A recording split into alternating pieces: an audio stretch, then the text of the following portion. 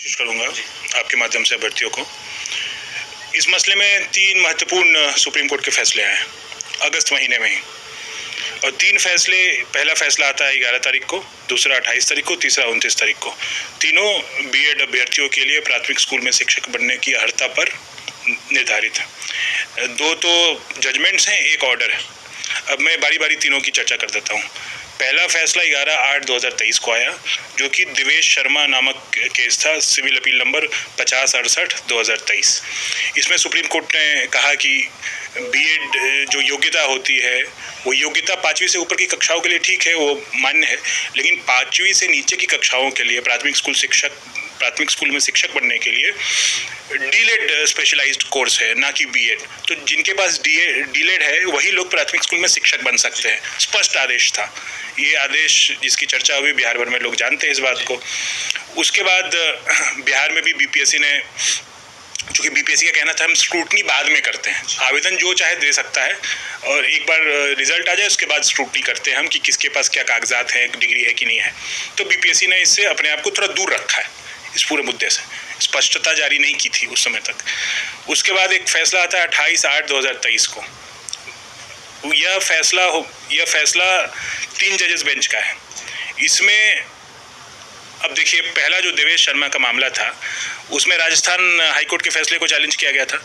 राजस्थान वाले फैसले में केंद्र सरकार का एक एनसीटी का एक नोटिफिकेशन था, नोटिफिकेशन की तारीख थी 26/6/2018, जो कहता था कि भाई नहीं, बीएड योग्यता धारण करने वाले लोग भी प्राथमिक स्कूल में शिक्षक बन सकते बिना डीलेड के। इसको सुप्रीम कोर्ट ने पहले केस में रद्द कर दिया, एनसीटी के इस कानून को, इस नियम को रद्द कर दिया। दूसरे केस में भी इसी एनसीटी के इसी कानून को चैलेंज किया गया था। सुप्रीम कोर्ट ने कहा हमने तो फैसला दे ही दिया है, तो हम आपके रिट को अलाउ करते हैं, रद्द हो चुका है तो हम इसको उसी फैसले को अपनाते हुए आपके रिट को अलाउ करते हैं।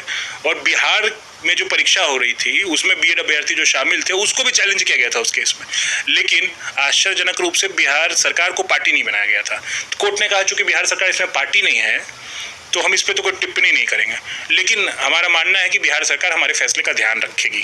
ये 28 तारीख को सुप्रीम कोर्ट ने कहा। उसके बाद हम 29 तारीख को आते हैं। 29 तारीख को छत्तीसगढ़ का एक मामला था, जो कि बीएड अभ्यर्थियों का ही था। वहाँ भी परीक्षा की प्रक्रिया शुरू हो गई थी, जैसे बिहार में शुरू हो गई है। तो वहाँ पे छत्तीसगढ़ हाईकोर्ट ने बीएड अभ्यर्थियों को परीक्षा में बैठने से मना कर दिया।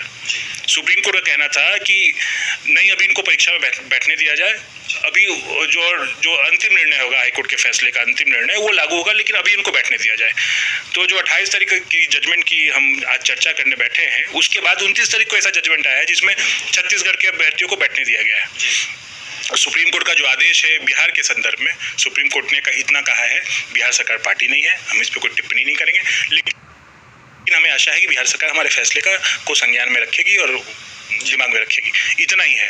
तो देखिए, दोनों तरफ ये मामला जा सकता है। अदालत, छत्तीसगढ़ वाले मामले में भी सुप्रीम कोर्ट ने कहा छत्तीसगढ़ हाईकोर्ट का अंतिम फैसला मान्य होगा, और इस केस में भी जो 28 तारीख का केस था, जो बिहार की परीक्षा को लेकर लोगों ने केस फाइल किया था, उसमें कोर्ट ने कहा कि हम कोई टिप्पणी ही नहीं करेंगे, हम टिप्पणी करने से बचेंगे क्योंकि बिहार सरकार इसमें पार्टी नहीं, और बिहार सरकार इस फैसले को ध्यान में रखे।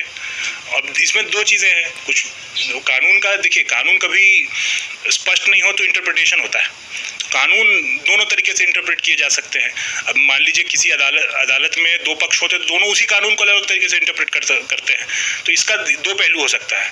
पहला पहलू कि भाई सुप्रीम कोर्ट का आदेश आ चुका है, एनसीटी का जो नोटिफिकेशन था 26/6/18 का, वो रद्द हो चुका है। जब वो रद्द हो गया तो बीएड अभ्यर्थी परीक्षा में शामिल नहीं हो सकते हैं और ना ही उनको नौकरी मिल सकती है। पहला इंटरप्रिटेशन इसका यह है। दूसरा इसका इंटरप्रिटेशन है, चूंकि बिहार में एडवर्टीजमेंट पहले ही आ चुका था, ला दिया गया था, उसके बाद फैसला आया। छत्तीसगढ़ मामले में भी ऐसा हुआ था। छत्तीसगढ़ मामले में सुप्रीम कोर्ट ने छत्तीसगढ़ के अभ्यर्थियों को बोला कि आप परीक्षा में शामिल होइए। तो इसका इंटरप्रिटेशन हो सकता है कि कानून या अथवा कोई भी जजमेंट रेट्रोस्पेक्टिव इफेक्ट से, यानी पीछे की तारीख से लागू नहीं हो सकता आप पर। तो दोनों पहलू हैं। तो ये मामला अदालत जाएगा ही जाएगा, आज ना कल जाए, हाईकोर्ट जाए, सुप्रीम कोर्ट जाए, और कोर्ट इंटरप्रिटेशन अपना समझेगी दोनों पार्टीज का और फैसला न्यायसंगत देने की कोशिश करेगी। जी।